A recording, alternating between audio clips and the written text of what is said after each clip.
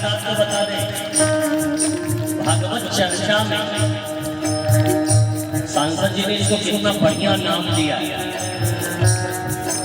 ये चाहते तो कोई भी कथा का नाम दे सकते थे।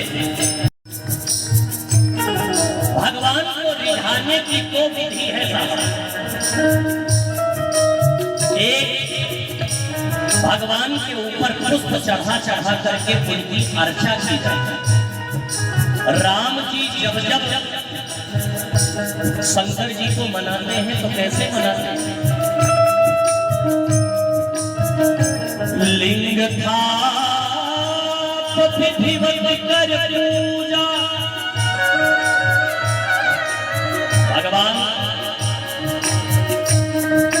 ये भाइयों के लिए भी भैया इधर बैठने वाली व्यवस्था बना दी जाए, और या फिर इधर मंच पे भी बैठ सकते हैं। इधर उनके लिए कोई पाबंदी नहीं है, मना देता है। लेकिन अगर क्षमता नहीं है अच्छा करने की तो अभी यहाँ रहने वाले लोग भी भगवान को तो मनाना चाहते हैं। अब भगवान आप कृपा कीजिए। मैं चाहता हूँ कि इस संदेश को अभी मैं कल लखनऊ में एक चैनल पर बात कर रहा था। मैंने कहा ये वो क्षण है कि भगवान अपने भक्तों को कृपा करके स्वयं चल करके ला रहे हैं। तो अच्छे विचार लगेंगे आपके अंदर। ये सारा खेल संगत का है। और भैया दुनिया में कोई अच्छे न मिले आपको, कोई बात जरूरी नहीं है कि सब अच्छे मिले। इस दुनिया में सब कुछ सुलभ है। भागवत कह रही है 11 स्कंद में साहब कि दुर्लभो मानुषो देहो देहिनाम क्षणभंगुर। ये मनुष्य शरीर क्षणभंगुर होते हुए भी देव दुर्लभ है। जिस मनुष्य शरीर को हम आपने पाया है ये देव दुर्लभ है साहब। देवताओं को भी ये शरीर नहीं मिलती, और इस मनुष्य शरीर को पा करके हम कोई गलत काम करें, कोई अनैतिक कार्य करें। ये मनुष्य शरीर क्यों मिला? क्या आपने कभी एकांत में बैठ करके ये विचार किया? क्या आपने कभी एकांत में बैठ करके ये सोचा कि आखिर ये मनुष्य शरीर हमको क्यों मिला? इस मनुष्य शरीर को पाने का हमारा मुख्य उद्देश्य क्या है?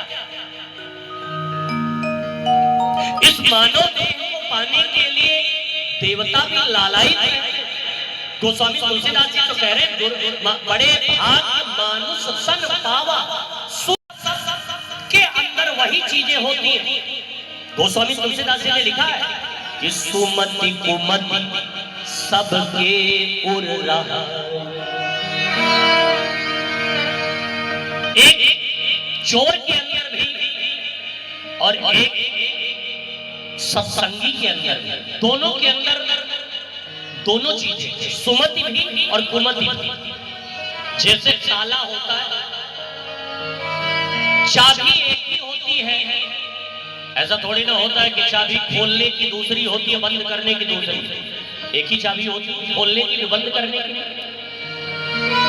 अब उस चाबी को अगर आपने दाहिने घुमा दिया तो ताला खुल गया, और बाएं साइड घुमा दिया तो ताला बंद हो गया। देखिए, प्रयास किया जा रहा है, क्योंकि मेरा अपना मानना है कोई जन्म से अपराधी नहीं होता। परिस्थितिवश अन्य कारणों से कोई भी अपराधी हो सकता है। तो उसके जीवन में बदलाव कैसे आए, उनके जीवन में जो घटना किन्हीं कारणों से घटी है उसको पश्चाताप हो, और समाज में भी एक संदेश जाना चाहिए कि समाज और कानून सबको एक अवसर जीने का देता है। तो वही एक प्रयास है कैदियों को अपने जीवन पे पुनः विचार करने के लिए, और जाने अनजाने जो इनसे अपराध हुए हैं एक तरह से भगवत गीता करके परम पिता परमेश्वर से प्रार्थना करने के लिए भी कि परमात्मा ऐसे अपराधों के लिए क्षमा करे और इस जीवन काल में ही क्षमा करे और इनको इन सब चीज़ों से मुक्ति दिलाए। दिन तक ये कार्यक्रम चलने वाला है? ये 3 दिन का कार्यक्रम है और इस कार्यक्रम के प्रेरणा स्रोत देश के यशस्वी प्रधानमंत्री आदरणीय नरेंद्र भाई मोदी हैं।